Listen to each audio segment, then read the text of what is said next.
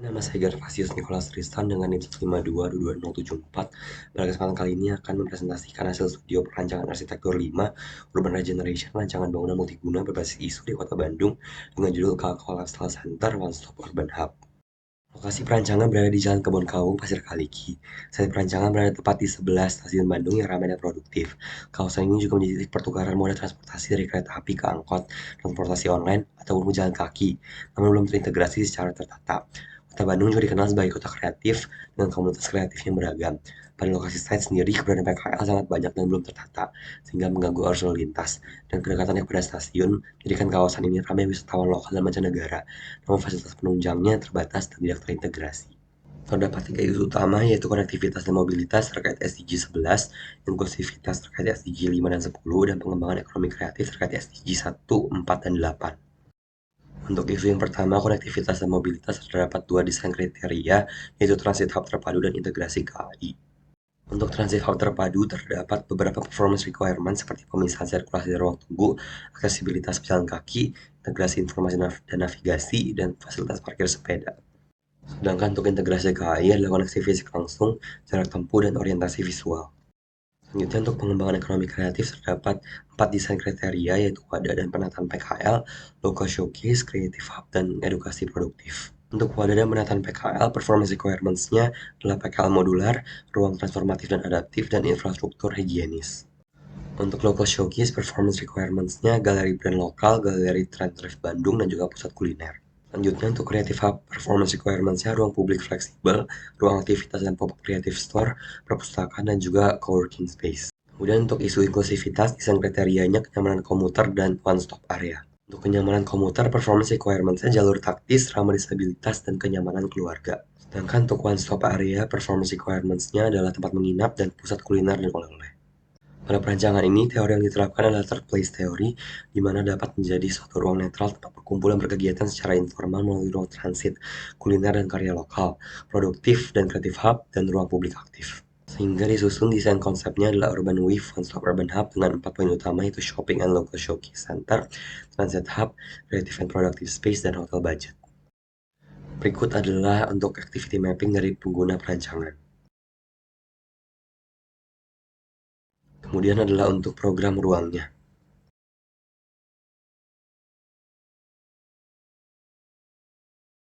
Untuk konsep dalam tapak pada area sirkulasi pedestrian terletak di sisi terdekat dengan stasiun untuk mendukung efektivitas, dengan area untuk PKL tetap berada pada bagian depan site.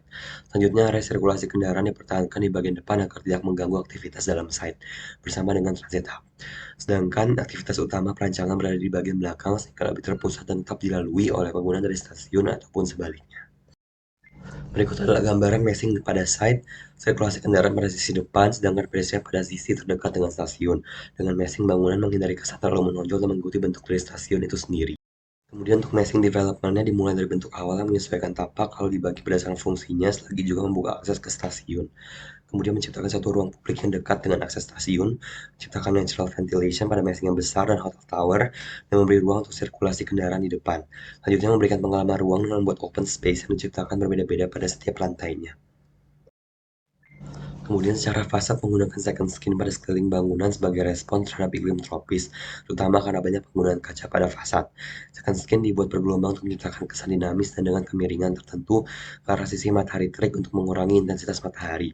Juga digunakan skylight dan ventilation pada koridor terbuka untuk memberikan pencahayaan dan sirkulasi udara alami yang baik.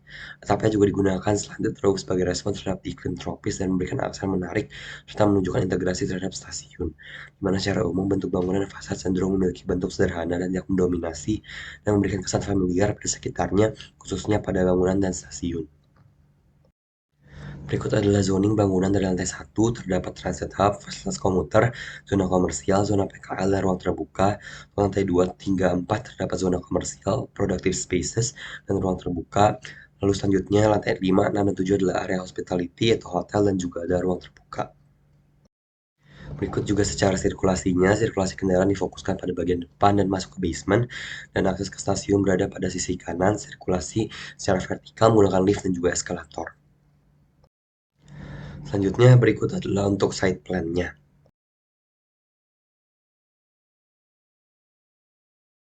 Kemudian dilanjut dengan ground plan, pada bagian depan menjadi sirkulasi kendaraan yang juga dibagi menjadi dua untuk angkot dan untuk kendaraan pribadi dan online. Juga ada ruang PKL fleksibel pada bagian depan yang dapat menyesuaikan fungsi milik pasar malam ataupun galeri transit saat malam hari. Dari sirkulasi kendaraan tersebut terdapat transit hub dan juga kafe. Pada sisi arah stasiun terdapat jalur pedestrian yang menjadi akses ke stasiun, area messing bangunan depan dan juga belakang, dengan menyediakan fasilitas parkir sepeda. Juga tersedia lactation room pada tiap titik dari area servis dan juga toilet. Dari akses stasiun langsung berhadapan dengan public space berupa amphitheater yang dapat dimanfaatkan untuk berbagai pertunjukan, baik musik, kesenian, tarian, dan sebagainya. Kemudian messing bangunan belakang adalah area komersial yang terdapat retail, restoran, kafe, booth-booth UMKM, hingga outdoor sitting area. Messing bangunan ini memiliki koridor terbuka pada bagian tengah sehingga tidak ada pembatas pada kedua sisi untuk mendukung sirkulasi udara dan terdapat elemen air di tengah untuk menciptakan efek pendinginan alami dengan sistem AC sentral pada tiap-tiap dari toko. Kemudian pada lantai kedua terdapat zona productive space dengan perpustakaan, coworking space, dan workshop space. Kemudian di zona komersial terdapat toko retail dan juga supermarket. Pada lantai ketiga terdapat coworking space yang terkoneksi ke Children Activity Center untuk mendukung mobile worker yang membawa anak-anak. Juga dilengkapi dengan retail dan juga restoran. Pada lantai keempat terdapat multifunction hall dan meeting room yang penggunanya fleksibel dan bisa dibuka satu sama lain. Juga terdapat area retail, restoran, dan juga food court. Atap pada void bagian tengah ini menggunakan skylight dan mendukung untuk pertukaran sirkulasi udara alami. Pada lantai 5 merupakan hotel budget dan lantai 6 dan 7 adalah hotel kapsul yang juga disediakan pantry. Selanjutnya untuk basement jumlah parkir mobil yang tersedia adalah 260 dan parkir motor sebanyak 74 dengan juga adanya musola dan loading dock. Kemudian untuk rooftopnya ini dibagi dari area utilitas mencakup ruang AHU, ruang GWT, dan ruang pompa. Berikut juga adalah bagian dari detail pertemuan ruang kota. Dari stasiun disambut dengan public space berupa amphitheater menunjukkan kota Bandung sebagai kota kreatif dengan performance-nya. Kemudian juga detail open space yang menghubungkan productive space dengan children area juga dilengkapi dengan screen-side viewing deck. Selanjutnya adalah untuk potongannya.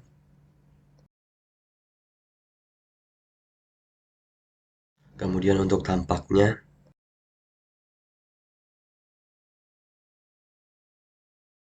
lalu untuk water systemnya dari GWT di basement dipompa menuju RWT yang kemudian disalurkan ke kebutuhan-kebutuhan. Sedangkan untuk grey dan black water disalurkan ke septic tank di basement. Sedangkan untuk diagram kelistrikan dari ruang panel utama ke ruang panel tiap lantainya juga dilengkapi dengan genset. Selanjutnya untuk diagram HVAC pada koridor terbuka menggunakan skylight sehingga mendapat pencahayaan alami dan sirkulasi udara alami dengan sistem AC sentral pada tiap tokonya. Dan untuk emergency system terdapat 2 tangga kebakaran pada messing komersial dan 1 tangga kebakaran pada messing productive space, di mana juga dilengkapi dengan sprinkler dan smoke detector dan akses mobil pemadam kebakaran pada dua sisi bangunan. Berikut untuk gambaran secara perspektif. Yang pertama, view dari akses stasiun yang langsung dapat melihat ke public space, yaitu amphitheater yang dapat dimanfaatkan sebagai wadah untuk performance dan pertunjukan lainnya. Ini merupakan gambaran dari sisi depan bangunan dengan sirkulasi kendaraan dan transit hub. Ini merupakan gambaran dari interior area komersial yang banyak diisi oleh retail dan restoran, dilengkapi dengan skylight yang menyediakan pencahayaan alami serta elemen-elemen seperti tanaman dan juga air.